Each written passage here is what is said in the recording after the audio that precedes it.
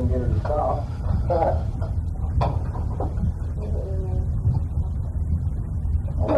You lead a hard life. I don't lead a hard life. But I don't have horses. Well, I don't know. That's what's happened to that salad. I'm going to figure out the hell up. We got 2 days of salad.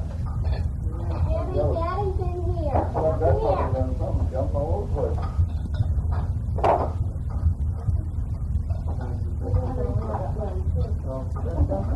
So Richard, when one time, they don't go away and said, well, you get the pony and go and get a black dress for a funeral. Brian fought that silly house pony all the way over there. When I got the dress, I had my phone out of hand coming home. I had that dress showing out over her back. Half the time. You know, that's when I know that. I finally got all home with my back one. Bell or something. Today, darn, I'm such before I go through. I picked it up and I put it away.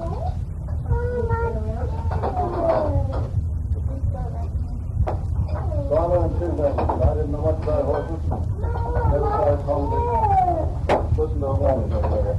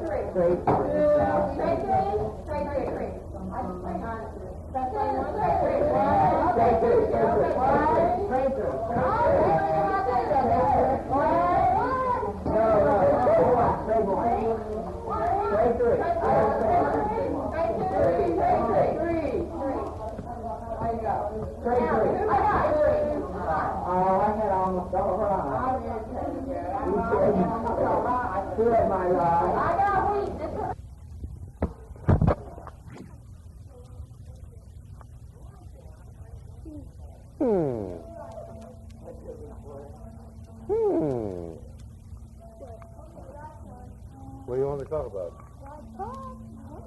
Unsere Vater im Himmel gebleibt, Amen. So which one say?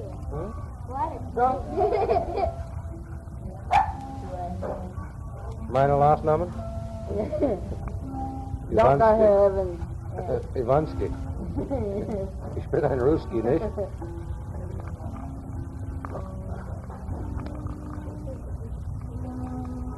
Here's Long John Silver. Yeah. 3-5 full foam. I smell the breath of an English one.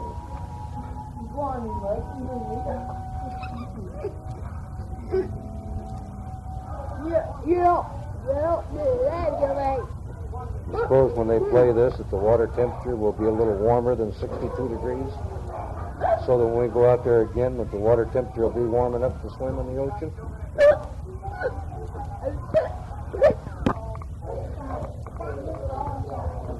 Yea, though you walk through the valley of the shadow of death, you shall fear no evil, because you're the meanest son of a gun in the valley.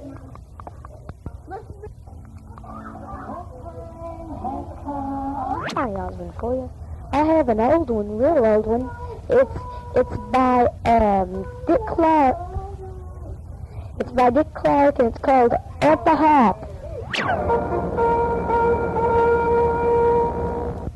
This is my birthday present from Mommy and Daddy.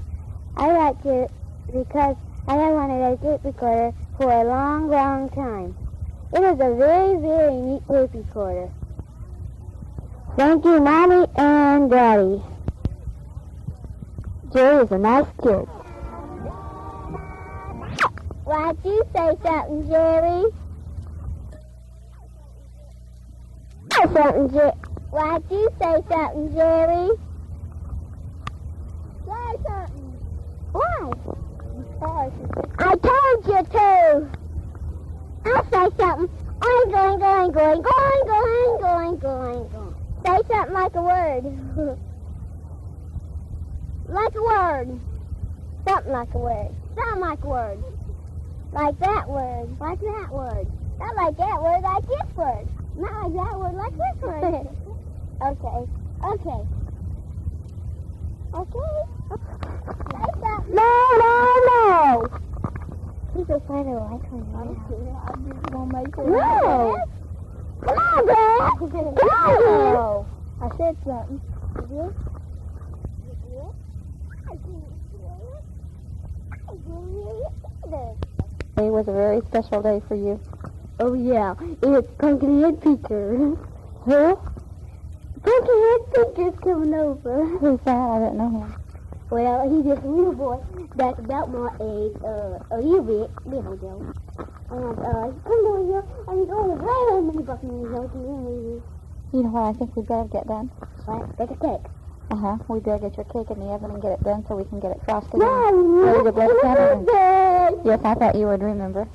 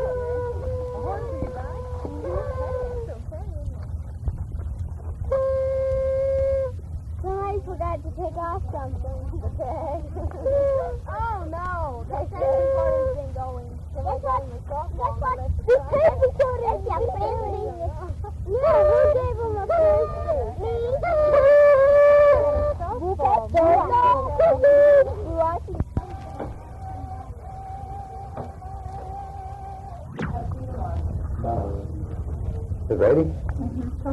Hi, Jerry. Happy birthday, boy. Silly. Who's silly? What'd you get for birthday? Huh? You had to pay part of it? Boy, that's mean, wasn't it? That's what you got.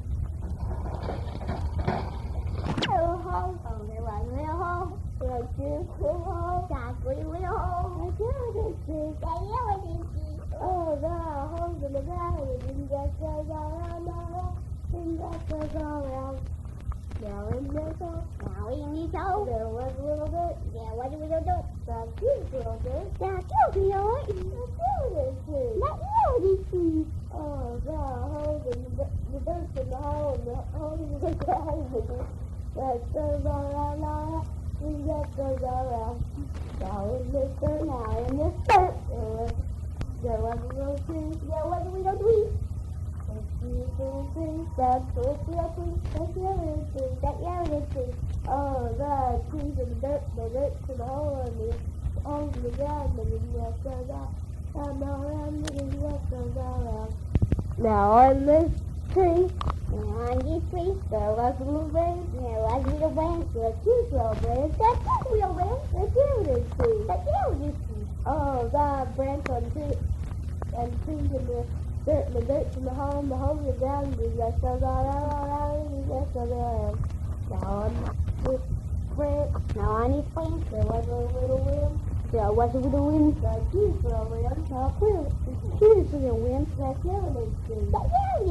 Now, oh, the wind on the branch on the tree, and the tree in the dirt in the hole in the ground, it just goes around, and it just goes around. Now on this wind, this one, there was a little nest, there was a little nest, there's two small nests, that's a little nest, that's the other nest. Oh God, that's the limbs of the branches on the tree, and the trees in the dirt, and the birds in the hole. Oh, the ground, nigga, just goes all around, nigga, just goes all around. This is Mr. Todd Evans.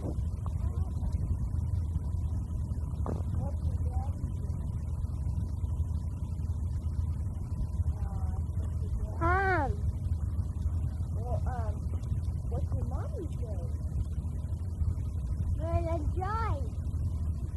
Well, where do you live? Minnesota. What's your name? Hi, Ellen. Got the over the store? Yeah. Yeah. We go trick or treating there tonight. What was the little girl's name that was at this year? Irene.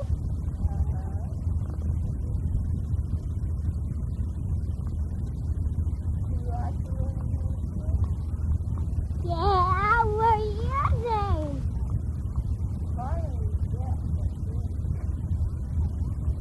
Todd, everything said. What's Grandpa's name?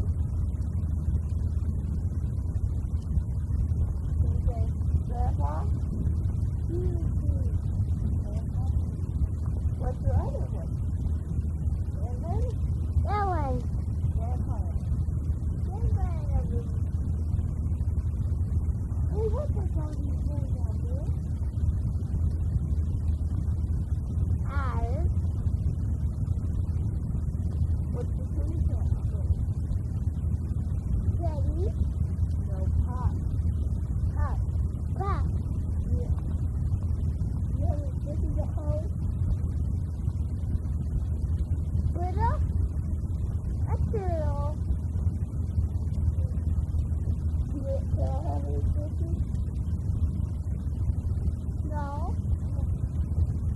It's turtle that has really good fishes.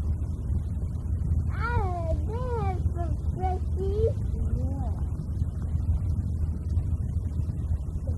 Did you have a puppy? Yeah. We take it away. What was his name? Snoopy. What is the long thin tube and is a musical instrument? Right. Clarinet is the B-flat clarinet is 26 inches long. It has 5 sections. The mouthpiece is right here, the tuning barrel, the upper joint, the lower joint, and the bell. The clarinet can be made of metal, plastic, or wood, and the reed is made out of cane. The clarinet makes a rich tone, and the Egyptians tied 2 pipes together, this old clarinet didn't have any keys to cover the holes, so in 1690 Johann Dinner added keys, and in 1843 Hyacinth Closet added the Boehm system, and this is like right here, it has a key, and when you push that one, it covers the hole, and there's a ring around the hole, and you push it, and it makes this one over here close that hole. And it used to be popular, but not as popular as it was. And the B-flat clarinet is the most widely played. The notes are the high F, and it's the highest note on the clarinet, the high E, the high D, the high C, the high D flat, high A, high G, high F, E, D, C, low B, low A, low G, and low F. And the low F is the lowest note on the clarinet. To play it, you put the reed so that a thin black line shows, and then you fasten it with the ligature.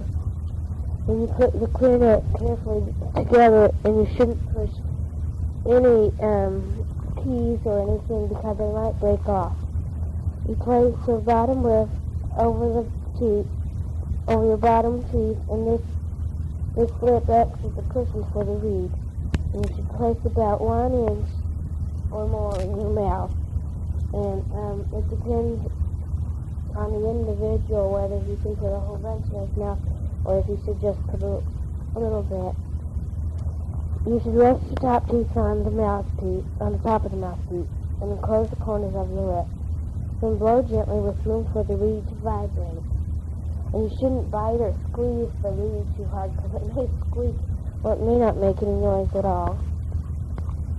And the clarinet is the leading instrument in military bands, and it is important in all bands because it sort of ties the music together. It's sometimes used as a solo instrument. Some of the recordings are El Salon, Mexico by Koblenz, Romania Rhapsody by Ionesco, Quintet for Clarinet and Strings by Mozart, Peter and the Wolf, the cat was a clarinet, by Poglia, Carnival of the Animals, and the clarinet was a cuckoo by Saint-Saëns, the Unfinished Symphony by Schubert, the Overture to Tannhauser by Wagner, and the Overture to Oberon by Weber. My bibliography is What Musical Instrument for Me by Jimmy Takeru and Jack Levine, pages 60 to 62. The World Book Encyclopedia, Field Enterprises Incorporated in Chicago, Volume 3, page 1466. First Division Band Methods by Fred Weber, all of it. And I have some of the symbols here.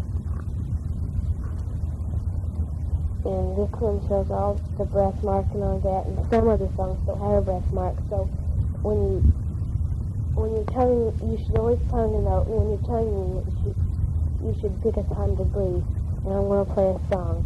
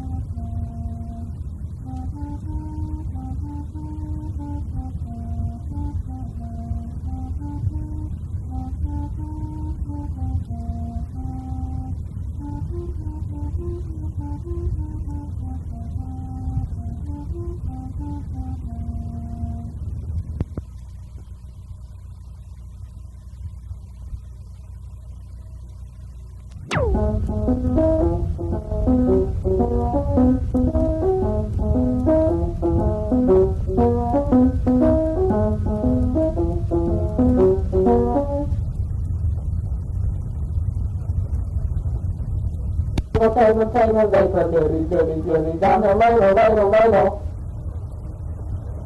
In the storage room of the Frisky Cat Food Company, my perfectly divine old Auntie Harriet, I'm positive that you can persuade Batman to reveal his true identity. Get that down on paper, Catnip. Kitty Cat, send that to you-know-who. Cozy Cat, loosen Auntie's hands. How dare you get your filthy paws on me? That one will never fall for such a ridiculous trick. How dare you, you little black sneaky rat killer, you? Oh! Listen here, my precious person. If you try to be too particular to my plans, then take this. Oh, Batman! Batman! Oh, Batman! I've had enough of this foolishness. Write this down, Auntie. Catnip! Tie her up and bring me a box of liver snaps. Hold the milk. Meow. Now another word from our sponsor. Dear sir, will you please change the name of this bar shampoo?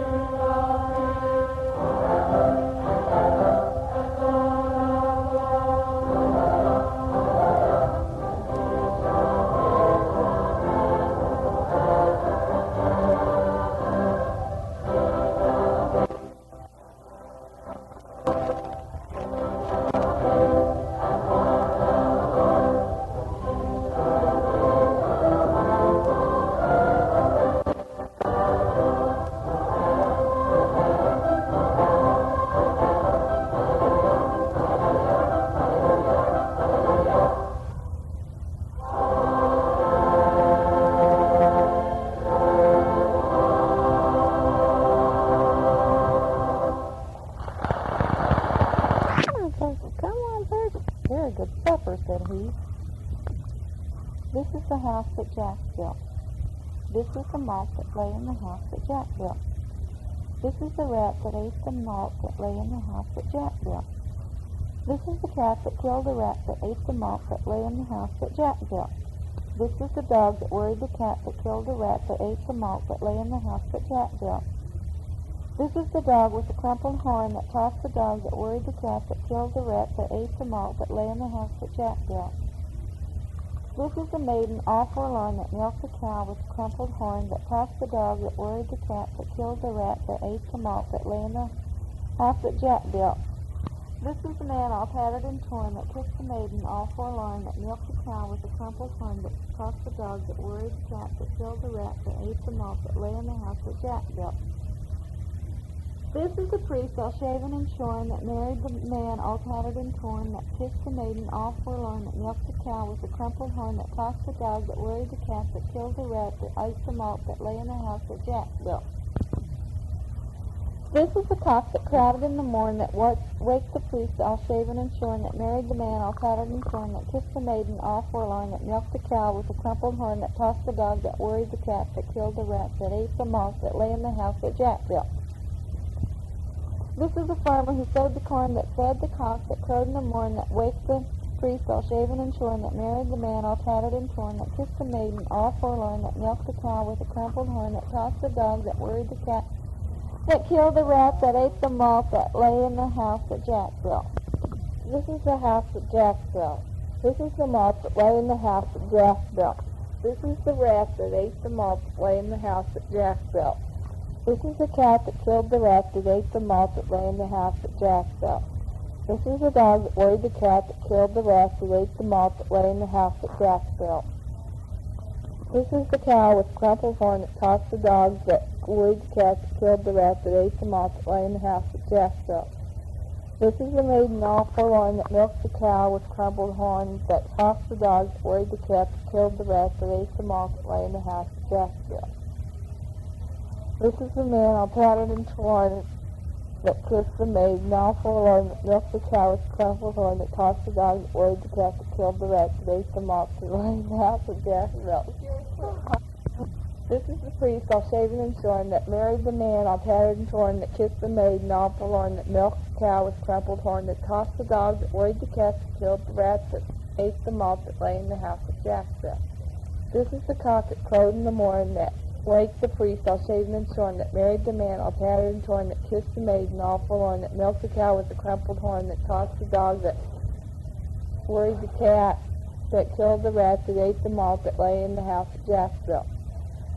This is the farmer who sowed the corn that fed the cock that crowed in the morn that walked the priest all shaven and shorn that married the man all tattered and torn that kissed the maiden all forlorn that milked the cow with the crumpled horn that tossed the dog that worried the cat that killed the rat that ate the malt that lay in the house that Jack built.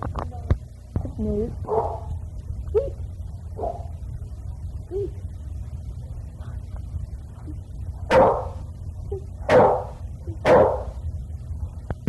Yeah. You shouldn't have to talk around very hard for that. Pounds and gold mine. Lived in a rude cabin, bright in my fire. No idea for this. I don't know whether you know that long, sad wind that blows so steadily across the thousands of miles of Midwest flatlands in the summertime. If you don't, it will be hard for you to understand the feeling I have about it. Even if you do know it, you may not understand. To me, the summer wind in the Midwest is one of the most melancholy things in all life. It comes from so far and blows so gently and yet so relentlessly. It ruffles the leaves and the branches of the maple trees and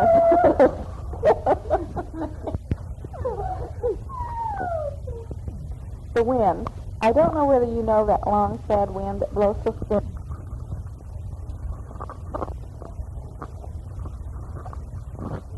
The wind. I don't know whether you know that long, sad wind that blows so steadily across the thousands of miles of Midwest flatlands in the summertime. If you don't, it will be hard for you to understand the feeling I have about it. Even if you do know it, you may not understand. To me, the summer wind in the Midwest is one of the most melancholy things in all life. It comes from so far and blows so gently and yet so relentlessly. It rustles the leaves and the branches of the maple trees in a sort of symphony of sadness, and it doesn't pass on and leave them still. It just keeps coming, like the infinite flow of Old Man River. You could, and you do, wear out your lifetime on the dusty plains with that wind of futility blowing in your face. And when you are worn out and gone, the wind, still saying nothing, still so gentle and sad and timeless, is still blowing across the prairies and will blow in the faces of the little men who follow you forever. The wind. I don't know whether you know that long, sad wind that blows so steadily across the thousands of miles of Midwest flatlands in the summertime. If you don't, it will be hard for you to understand the feeling I have about it. Even if you do know it, you may not understand. To me, the summer wind in the Midwest is one of the most melancholy things in all life. It comes from so far and blows so gently, and yet so relentlessly. It rustles the leaves and the branches of the maple trees in a sort of symphony of sadness, and it doesn't pass on and leave them still. It just keeps coming, like the infinite flow of Old Man River. You could, and you do, wear out your lifetime on the dusty plains with that wind of futility blowing in your face. When you are worn out and gone, the wind, still saying nothing, still so gentle and sad and timeless, is still blowing across the prairies and will blow in the faces of the little men who follow you forever.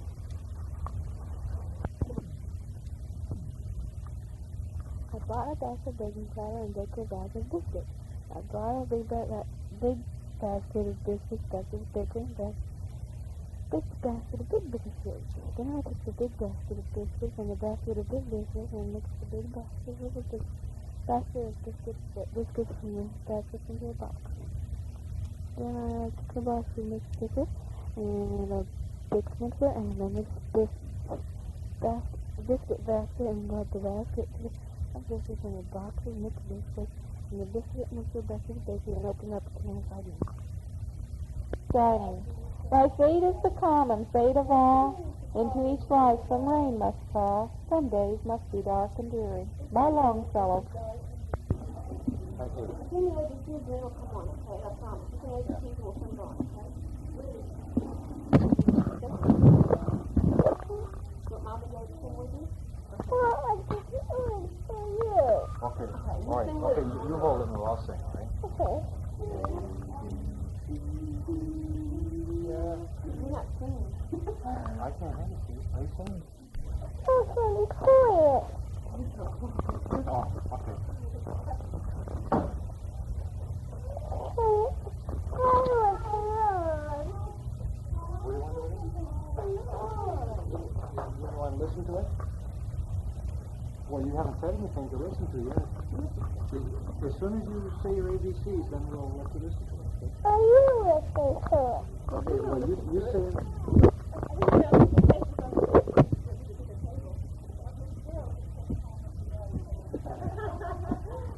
I'll put them on the stack with mine.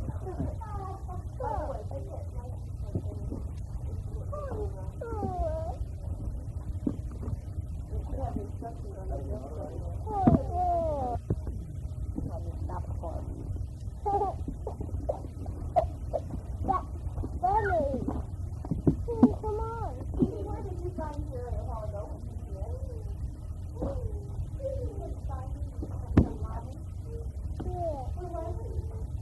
I don't know.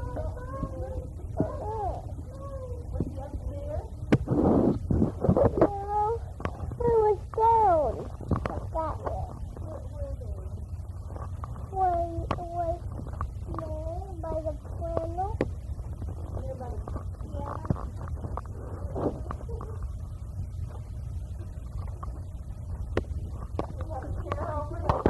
No.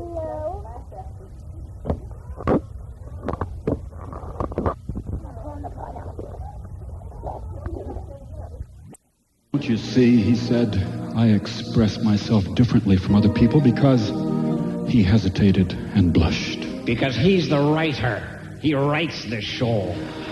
I tried to stay in the background, said the tall but strangely elegant man in the canoe, but I couldn't. Oh, can't you see that his deep but lyrical voice faltered. You mean to tell me that you're the jerk who put us on the boat and sank it? And now here we are in the drink again? Why, you big... The sad rich teenager stopped because they weren't in the water anymore. Somehow, through the magic of fiction, they were... It's a field of daffodils, stretching yellow and pure to the far horizon. Gosh, the sky is so darn blue and the trees are so green. The hills are so soft and round, and look, a rainbow. And a wild deer grazing among the flowers so shyly and tenderly. And squirrels with big brown eyes. It's like a Disney movie, isn't it? Look, it's Bambi and Thumper. All I want is just one thing. His steady, manly voice trembled. I want her to look at me and say, I love you. I want her to be my sleeping Snow White, and I'll be the prince. The prince who kisses the dead lady. Why, you filthy, dirty, rotten writer. Let me tell this, Mr. Dirty, Cheap Literateur. We can make it back home to the good Catholic people of St. Paul without any help from you and your deals and your little fantasies. So there. Cried the famous show dog, for as animals so often do, he sensed what was about to happen even before it did. He knew they were in for a rough time. You should never mess with a writer. Never mess with a writer. A swarm of hornets flew up out of the daffodils. The deer turned on them and attacked. Their sharp antlers lowered, their tiny, sharp hooves pawing the air. And Buster and Timmy and Father Finian and Sheila raced over the hill. But it wasn't a hill, it was a cliff.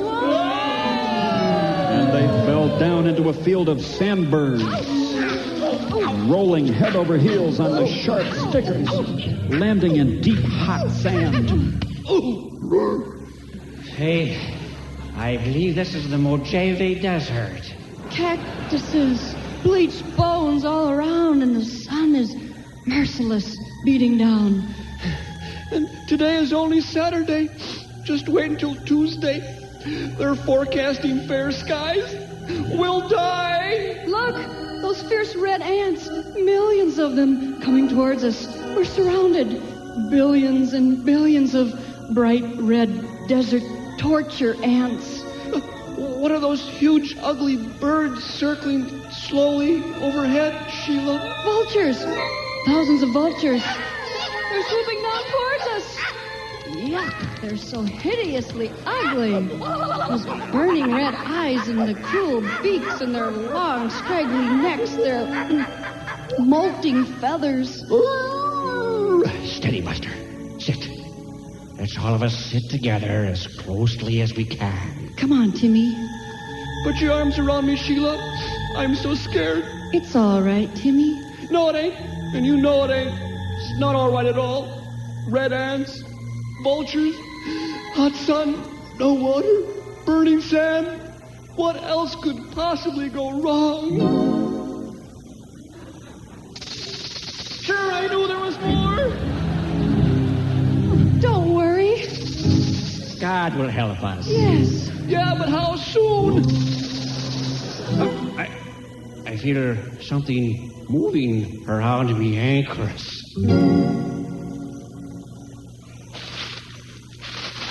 Someone's there. A shadow. All right, you. Don't move. A shadow with a rifle. Please, mister. Don't talk. I'm talking to you. Don't move a muscle.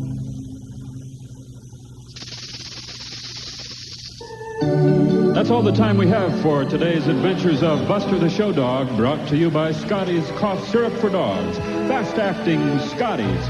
Join us again next week for more adventures of Buster the Show Dog.